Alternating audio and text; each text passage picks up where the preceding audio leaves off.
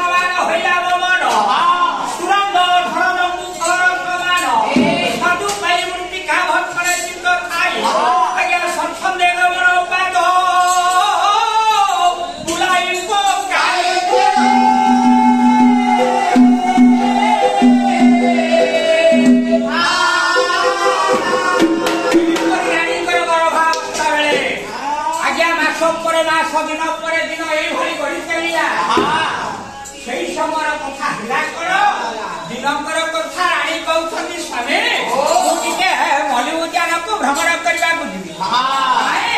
ଯେତେବେଳେ ରାଣୀ କହିଛନ୍ତି ରାଜା ମନା କରିବେ ନାହିଁ।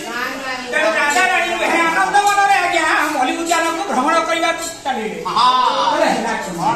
ଆଜ୍ଞା ସୁଯୋଗ ଉଦ୍ୟାନ